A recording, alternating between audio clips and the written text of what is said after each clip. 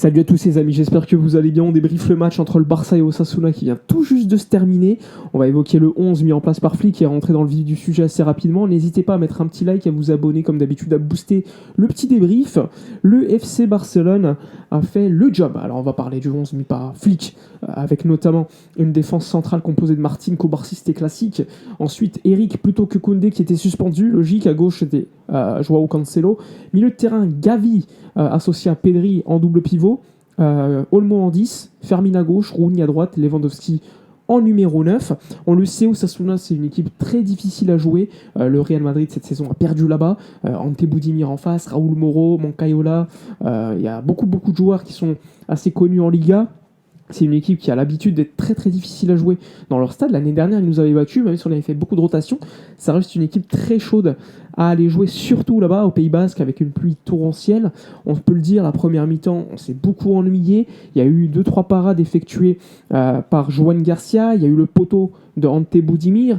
Mais classique, côté Barça, on s'est beaucoup ennuyé. Il y a eu une frappe à un moment donné de Rooney, ras de terre, tranquillement capté. Mais sinon, on a créé très peu de situations. Beaucoup de centres tentés pour trouver Robert Lewandowski, peu d'associations dans les, comme on le dit, dans la zone des crocodiles, dans le dernier tiers. On l'a remarqué, il y a beaucoup de jeux latérales, beaucoup de centres pour essayer de trouver les espaces. C'est très difficile. J'ai pas trouvé spécifiquement que l'équipe a fait un bon jeu en première mi-temps, c'était au petit train-train quotidien, mais on s'y attendait, tu vois Fermin, c'est peut-être un des seuls qui essaye par sa verticalité d'essayer de trouver des solutions, mais c'est hyper compliqué face à une équipe de Osasuna qui défend très très bas, et donc c'était plutôt décevant, première mi-temps, honnêtement, il y a eu pendant 15 minutes, à un moment donné au début du match, bon peut-être que tout le monde ne l'a pas vu parce que beIN Sport a commencé le match un peu en retard, mais moi j'ai réussi à regarder un petit peu.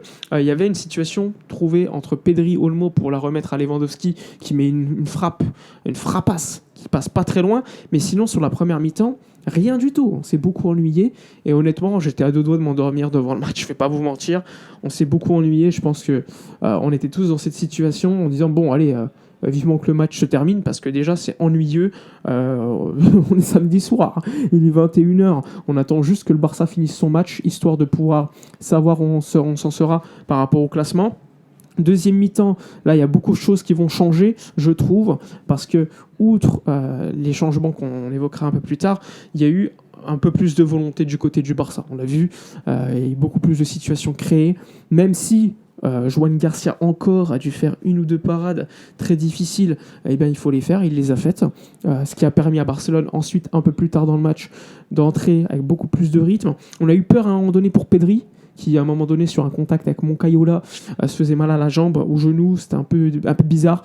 Heureusement il a pu continuer, il a été remplacé par la suite par Bernal, mais normalement ça va, c'était juste un coup, mais on a eu une petite frayeur pour Pedri, Pedri qui est un des seuls qui met le rythme, qui veut garder le ballon, qui demande le ballon, qui s'énerve parfois avec ses coéquipiers parce que c'est compliqué de demander du rythme dans un tel match où en face ça casse le jeu, ça joue très très bas, ça joue en transition avec un Kubarsi que j'ai trouvé particulièrement bon encore une fois, et donc en deuxième mi-temps j'ai vu un Barça un peu plus intéressant. Alors c'est vrai que Lewandowski, on l'a pas beaucoup trouvé, je le trouvais trop peu trouvé. À un moment donné, il te fait un bon contrôle orienté, il y a une faute qui n'est pas sifflée sur lui, mais globalement, quand tu fais face à Catena en défense centrale, il faut aller au contact, on a l'habitude avec lui, et souvent les fautes ne sont pas sifflées.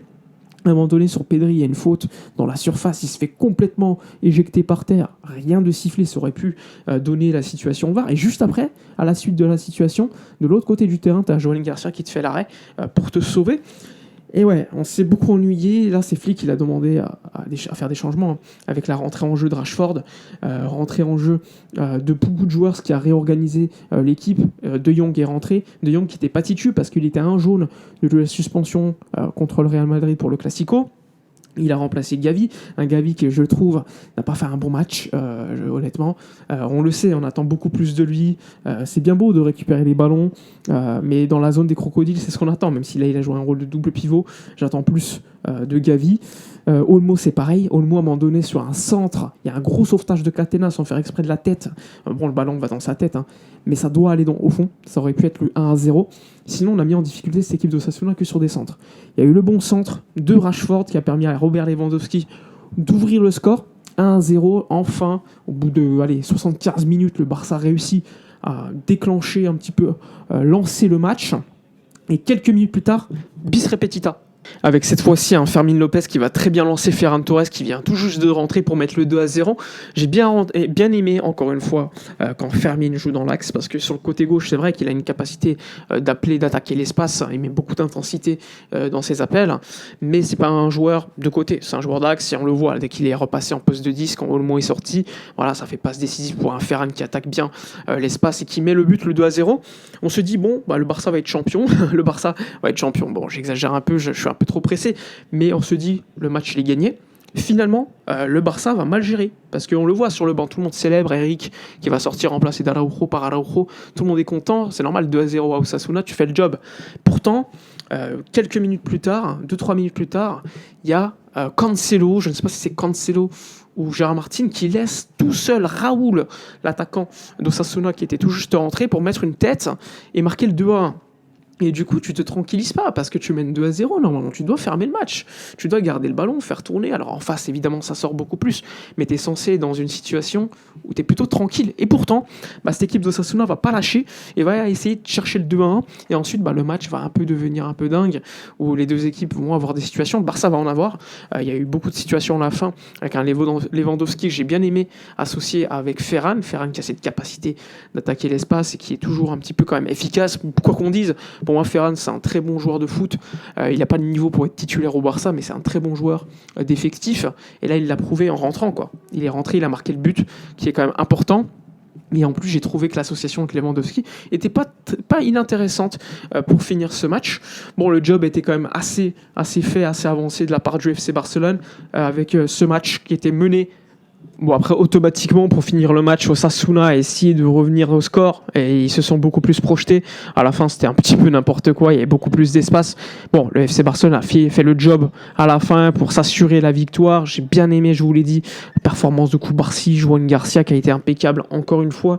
J'ai pas apprécié la perf de Joao Cancelo, pas suffisamment intéressant offensivement. Défensivement, il a été à la faute sur le dernier but du côté d'Osasuna. Sinon, globalement, on s'attend beaucoup plus. Mais bon, le job il est fait, le job est important, tu vas encore sur un terrain à l'extérieur, tu fais encore le job et tu gagnes, et tu prends les 3 points et tu te rapproches du titre. Je le rappelle, le Barça a désormais 14 points d'avance avec seulement 5 matchs à jouer, sachant que 4 matchs à jouer, sachant que le Real Madrid joue demain, et en cas de mauvais résultat du Real contre l'Espagnol à l'extérieur, sachant que l'Espagnol se bat encore pour ne pas descendre, de rien n'est fait, dans ce cas, le Barça sera champion dès demain soir. Si le Real ne gagne pas demain, le Barça est champion, ce qui mettrait encore une fois une claque aux joueurs du Real Madrid et à leurs supporters qui se voyaient, après l'arrivée de Mbappé, Bellingham, Vinicius associés, largement dominer la scène nationale. Voilà pour le match. N'hésitez pas dans l'espace commentaire à donner votre avis, likez, commentez, partagez. Moi, je vous dis à la prochaine et d'ici là, comme d'habitude, portez-vous bien.